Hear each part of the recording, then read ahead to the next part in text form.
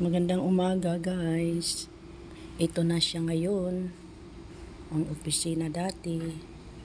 Yan na lang yung gamit. Yan, malinis na siya.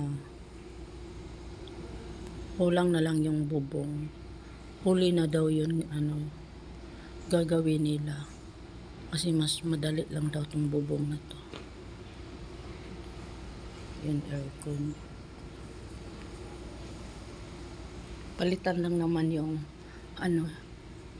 yung hindi na siya maganda tingnan. Ito yung iba bago pa to eh. Bago pa siya tingnan.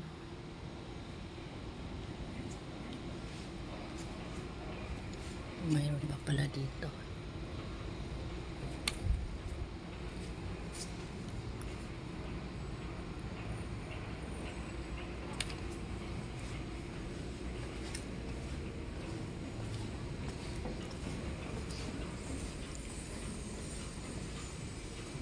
Mayroon pa pala dito. Ito yung mga gamit ng gumagawa dito, guys. Ito siya. Wala ding tao sa kabila. Ayun ang Cyberscape Gamma. 19 floor din yan sa kabila. Work for home din sila. Simula ng pandemic. Ito na lang pala yung mga gamit nila. Kasi sa kabila wala na rin. Ayun. Wala nang kagamit-gamit doon. Malinis na yung sahig. Ganito pala lang pala yung sahig. Ay hindi, kulang pa. Yung katulad sa kabila o kintab. Ayan, pakintabin lang nila dito. Ito ang wala pang kintab. Pero yung pintura, tapos na yung pintura. Bago na yan. Kulay puti lang naman. Kasi kung sinong magrenta dito, sila na ang magpagawa. Kung anong gusto nilang kulay or saan nila ilagay yung mga work table nila. Ang laki to guys. Nandoon sa kabila. Hindi ako makaikot, nandoon yung mga kasamahan ko. May ginagawa sila doon. Ano lang kami dito, 4. Walang nagtatrabaho ngayon.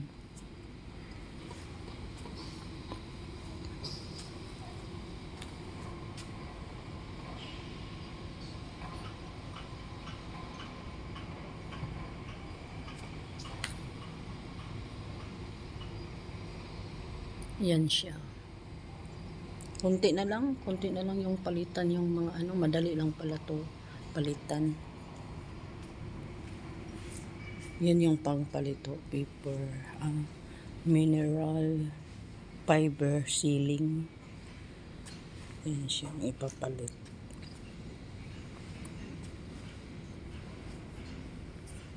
Kaya pala ito bago kasi napalitan na pala yung iba. Ito pala siya. Madali lang to pag mabasa yan. Kadalasan dito yung sa gilid ng aircon, nababasa yan eh. Yan. Kaya lagi yung napapalitan. Kaya kailangan talaga yung aircon. Every 3 months, nililinisan talaga yan siya. May maintenance naman ng tagalinis dyan. Kasi nababasa yan siya. Pag nababasa yan siya, bagsak yan siya eh. Pag katulad sa kabila, bagsak yung ceiling.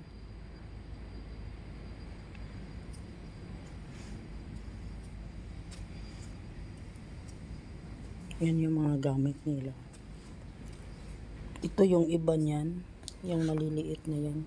Hinihingi ko kasi taniman ko ng halaman. Yun, kung malapit lang yung bahay ko dito, talagang kukunin yan ko lahat. Yung mayroon pa dyan.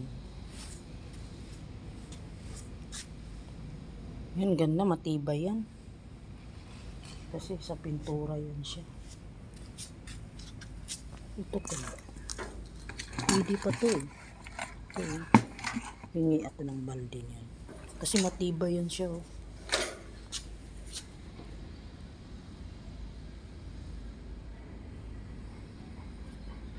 Hahakotin nila to.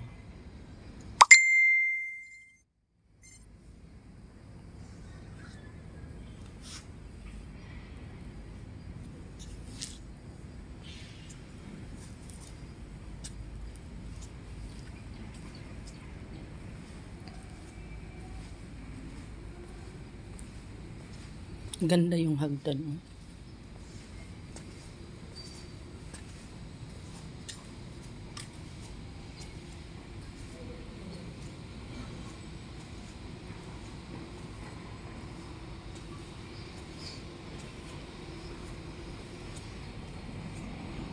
Yan, mataas na siya, yung building na yan. Daming gumagawa ngayon.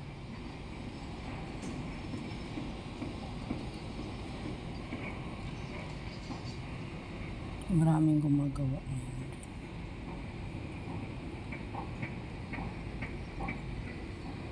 Mayroon din sa gitna yan. Mabilis lang kasi may-ari niyan o tigas lang. Yan din sa kabila. Takas na. Ilang floor na kaya yan? Yan ang taas.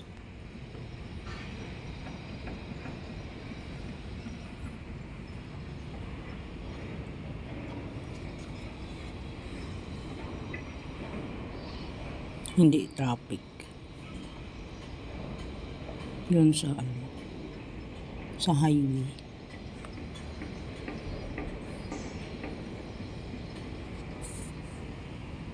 Ganda talagang tingnan yung puno na kulay green yung mga dahon.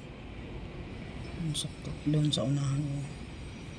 Yan, malapit na matakpan. Pag yan, katulad yan sa kabila na taas. Yan, na building na yan. Matatakpan na. Hindi na namin makita doon sa tennis court. Yung palaruan ng golf. Ay, palaruan pala ng golf. Doon.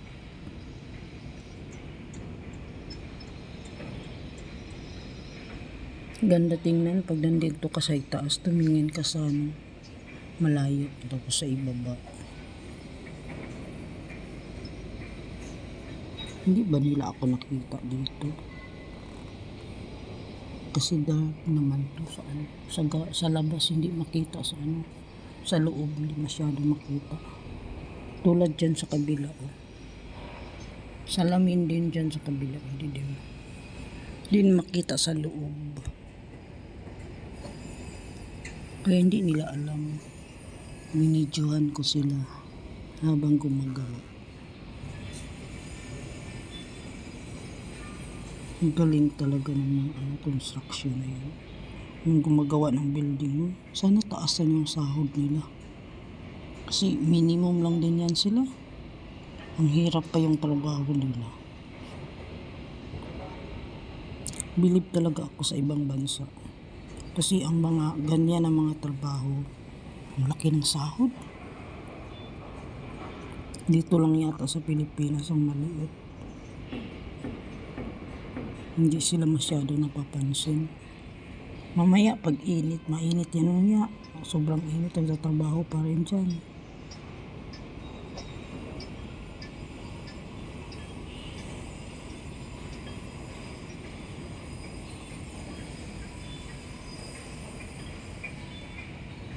Tapos na ako naglinis ng CR sa hallway. Yan lang ginagawa ko, guys. Work for home naman sila.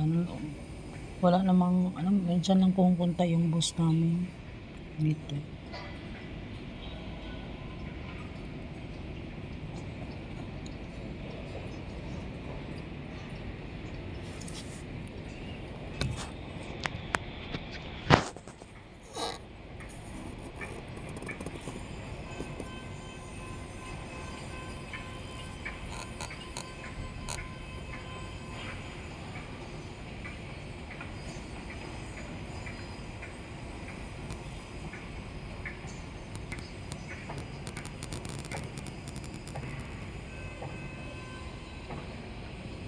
Nung dalawang kapatid ko din, ganyan din ang trabaho nila noon.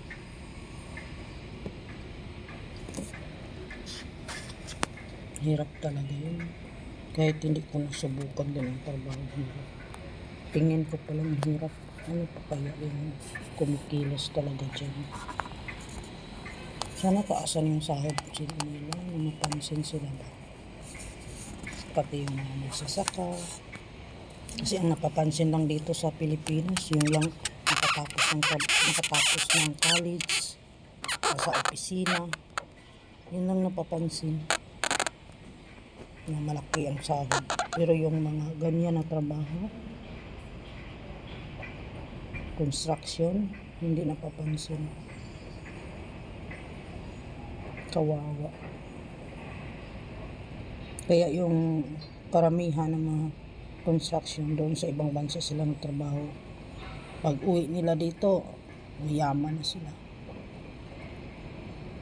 Kasi malaki talagang sahod doon. Pati yung mga farmers doon, malaking sahod.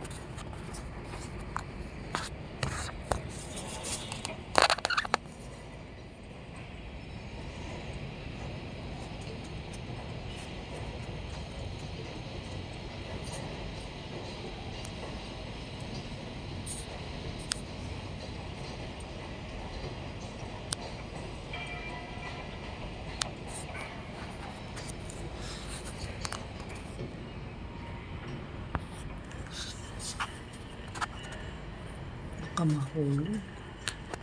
Dapat ako maglagay ng cellphone.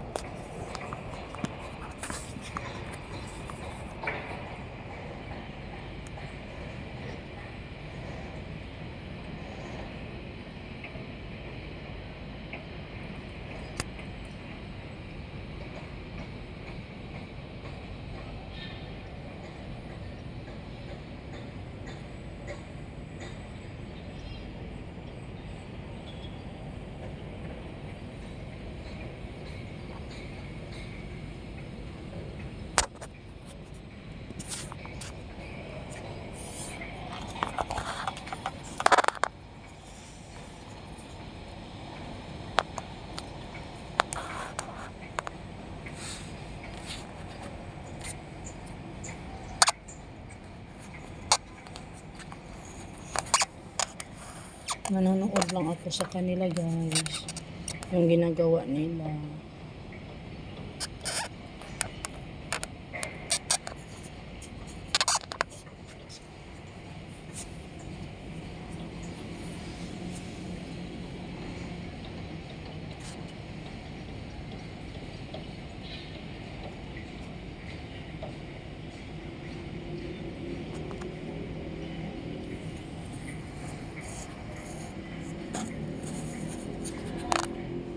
Dito ako sa gilid.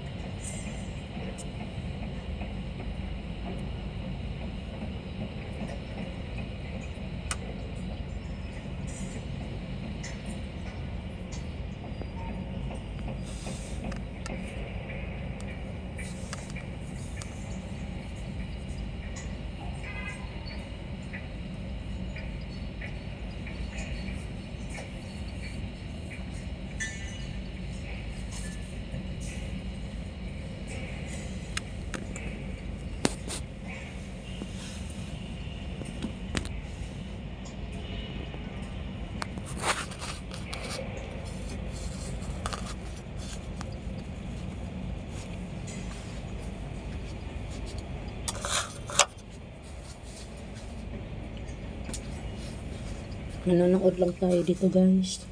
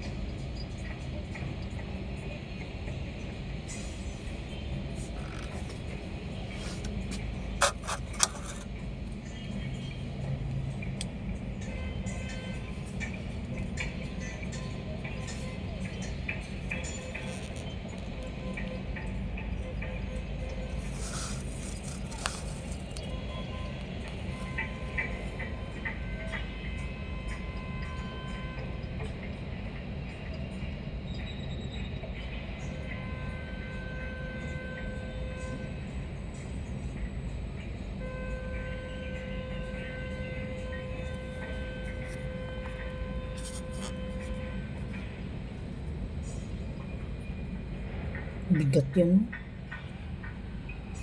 Bigat yan. Bakal yan.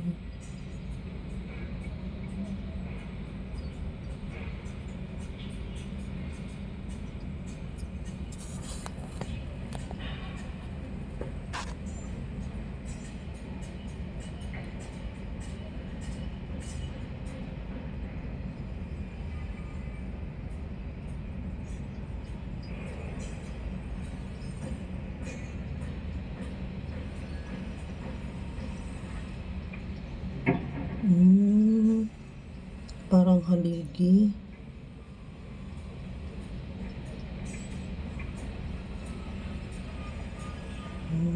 Ganyan pala yun siya.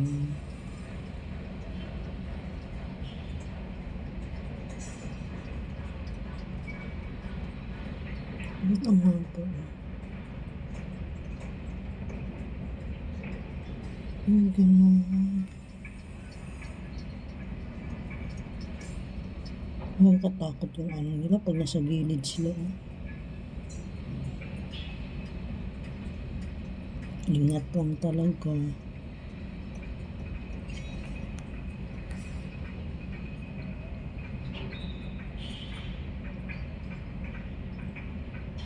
Katakot to, nakatayo siya sa gilid to. Yung isang tao na yun, nakagulong sa gilid. Kunting ano na lang, nakakatakot na.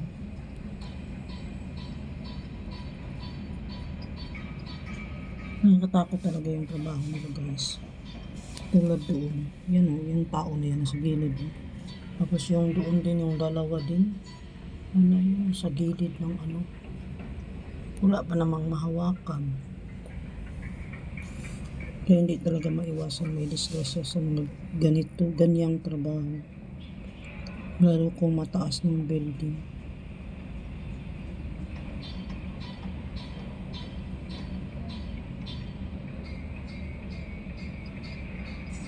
Bakit dyan siya nakatayo?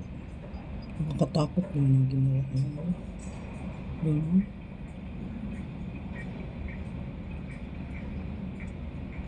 Pero may tali siya. So, nilagay sa baywang yung tali. Pati din yung isa. Mayroon din. Buti naman mayroon. Kasi hindi talaga maiwasan yun. Yung dalawa na yun. Ang taas na kaya. Ilang pulo na kaya yun. Taas na. Sobra. Kasi kasama pa yung basement.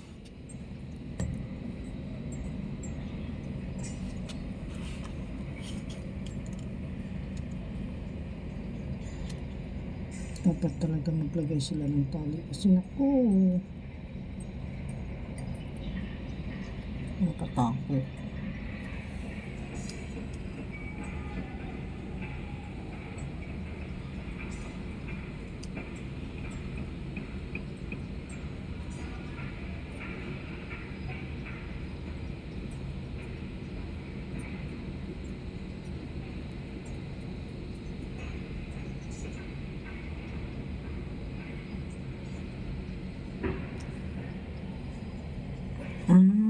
Kaya pala nandyan siya. Kasi siya tagatingin sa ano. Kung tama ba ginagawa. Anong tawag yun? Engineer yata yun. Or ano yun? Foreman.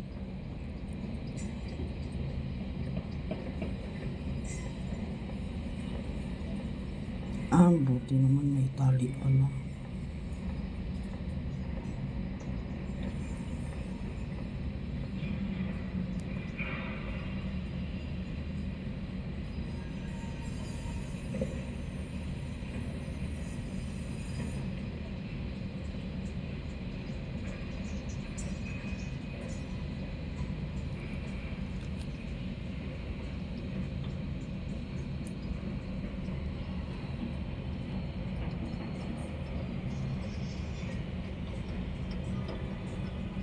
Taas.